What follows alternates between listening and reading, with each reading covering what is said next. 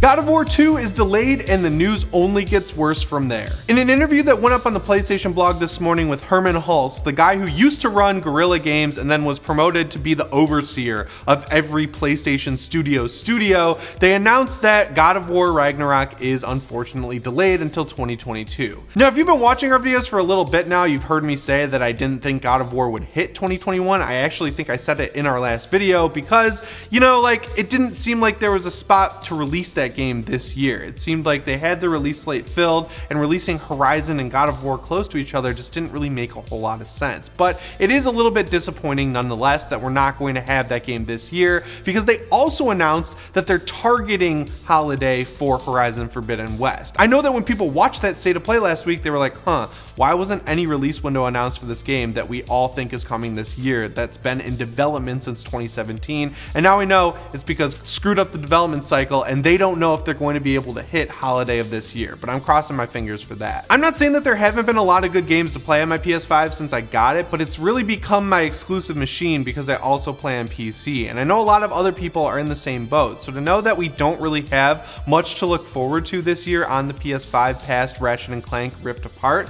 I'm just getting a little bit nervous for Sony's reputation here in the gaming industry. Like, for the past few years, we've been able to look forward to at least 2 big Sony releases a year, which is good because last year we got The Last of Us Part 2, and then in August we got Ghost of Tsushima. That was a good release schedule. So it's not like they're actually breaking tradition here or anything like that, because we've already got Returnal, and then coming up we have Ratchet & Clank Rift Apart. I just don't think those are big system seller games. Ratchet & Clank is taking advantage of the PS5's SSD to do the whole portal slinging thing you can do in that game, but at the end of the day, I think it's like the 19th or 20th Ratchet & Clank game we've gotten since that series came out all the way back on the PS2, so I don't know, I just don't feel like they have a big heavy hitter yet this year, and I'm not positive Ratchet & Clank is going to be it. I was really hoping we'd at least get Horizon Forbidden West, and I want them to take the time they need to make the game as good as possible. It just shows that, I don't know, Sony might be slipping a little bit with their hard lock release schedule they've stuck to for the past few years. Now, there is one game that we all kind of know is being worked on in the background right now that could have some sort of release this year, and that's The Last of Us 2's native PS5 release, because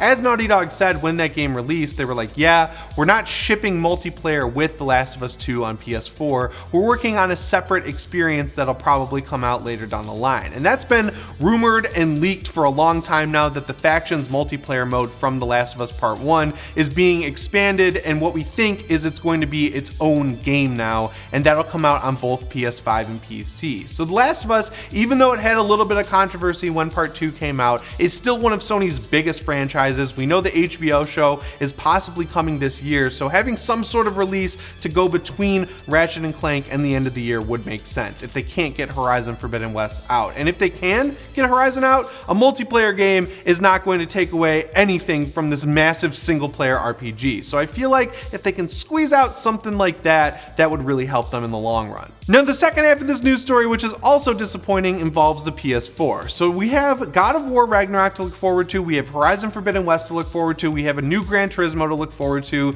and all of these games are basically confirmed to be coming to the PS4. Now, I get it, we've been talking about this in other videos for a long time. Sony was looking at the landscape of the pandemic and saying, man, we cannot get PS5s into people's hands fast enough, which means we won't be selling enough games to turn a profit on our games, which is important because they're not turning a profit on the actual PS5 console, so they want to make sure they're supporting the console that everyone already has if they potentially can. Which is the PS4, of course, right? Like, they have something like 120 million of those out there, so if they can take Horizon Forbidden West, which definitely started as a PS4 game, and get it on that console, they'll be able to recoup some of the development funds that they are losing by selling both the game and the console at a loss, because there just aren't enough PS5s out there at this point for a massive single-player RPG that took, what, like 4 or 5 years to make its money back. Now, I'm less disappointed about Horizon because I just mentioned it started as a PS4 game, so it's not being held back by the fact that it's also on PS4. But I am disappointed that God of War Ragnarok, which is a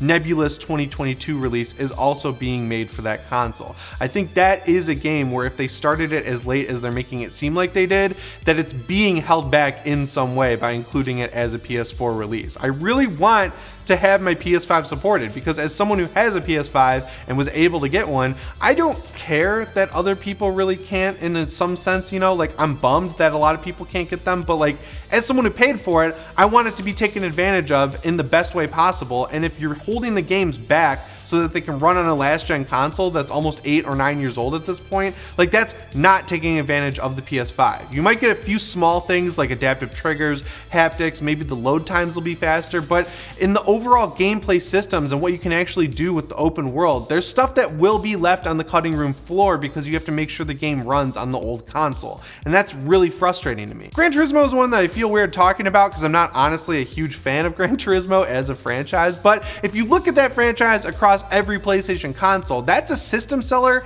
in the sense that it's supposed to be cutting edge, really push the graphical prowess of the machine, show off literally everything it can do. Like Gran Turismo used to be this flagship property for PlayStation, and the fact that they were taking their time with this one and really making sure they're going to get it right after the weak reception of Sport, I felt like that was guaranteed going to be a full-on PS5 exclusive that's showing everything the console can do. The fact that Microsoft has turned Forza into a franchise that not only rivals Gran Turismo but also surpasses it in a lot of ways is honestly kind of embarrassing for Sony, because for a long time it felt like Gran Turismo was like pantheons above Forza, but that's not the case anymore, and again, that's just disappointing. And this was not a problem on the PS4 generation when games were still coming out on PS3, because Sony actually supported indie games back then. They used to do stuff like PlayStation Hearts Indies. They had small games coming out all the time that either were timed exclusives or were included on PS Plus, and really made it feel like owning a PS4 was worth it because you always had new stuff coming out.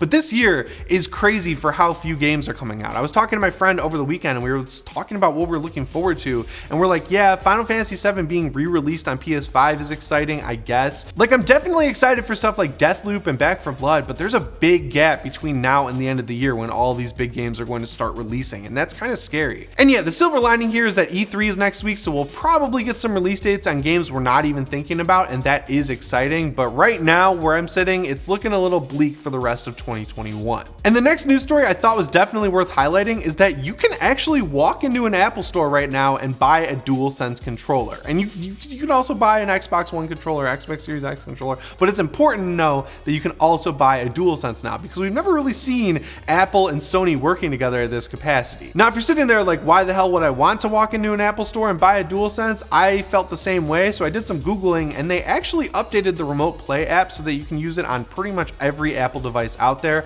as long as it's running the iOS 14.5 update. So if you have an iPhone, an iPad, an iPod Touch, or an Apple TV, you can remote play your PS5 on any of those devices with the DualSense. And while there aren't really that good of haptics being taken advantage of with the controller, if you connect to your PS5, you still get the adaptive trigger support even over the internet, and I just think that's really cool. Xbox has been doing a great job for a while making sure you can play their games wherever you want. I was just on a trip over the weekend and I couldn't bring my gaming laptop, so I tried the Xbox Cloud streaming with Destiny 2 on my iPad with an Xbox controller, and it worked great. And the benefit there is that you can connect to a cloud server. You don't actually need an Xbox Series X to do that. And on the Sony side, you still need to have a PS5 to be able to stream these games over the cloud, and also you have to own the games, but they are taking some really cool steps in the right direction by allowing you to play PlayStation games on other devices, because as we talked about in a recent video, you can also use this remote play feature on a PC, and I just think that's awesome. The elephant in the room that we have to talk about is PS Now, which Sony is doing a better job with for sure, but they're also not giving it the support it actually needs.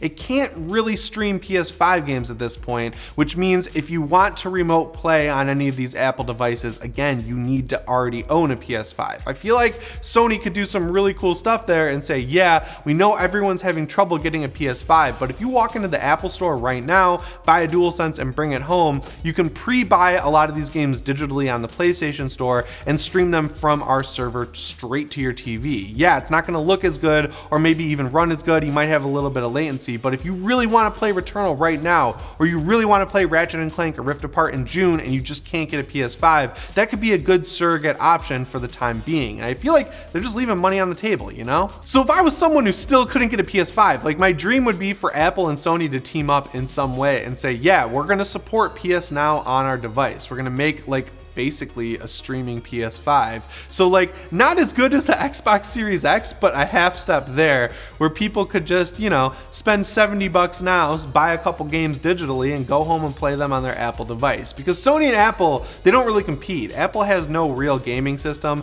I know that they have Apple Arcade, which is cool. You got some cool games on there. Like, honestly, you have Hot Shots Golf. There's a new Hot Shots Golf that's only on Apple Arcade, which is weird because that was always a Sony first-party game franchise. But it shows that they're happy to work together, that Sony is allowing Apple to sell the DualSense in their stores. And honestly, if you look at the DualSense and you look at an Apple product, they kind of like go together. There's some cool industrial design work being done there that, you know, like when you look at Microsoft stuff like the Xbox Series X controller and compare that to an Apple product, there is a clear division there. Like, Xbox looks very utilitarian and Microsoft-y, but if you look at PlayStation, it's like futuristic and cool, and that's what you get with Apple. So I feel like there's a partnership there that's not being taken advantage of. But yeah, guys, that's it for PlayStation news this week. It was a light week because E3 is coming up and they're probably holding back all of the big news for then. If you want to know what PS Plus games are available this month, check out the last video on the channel. It was a pretty good one, and there's actually some awesome games that are going to be available for free. Remember, if you want to stay PS ready, subscribe and set your notifications to all. As always, guys, my name is Jimmy Champagne, and I'll see you in the next one. Thanks for watching.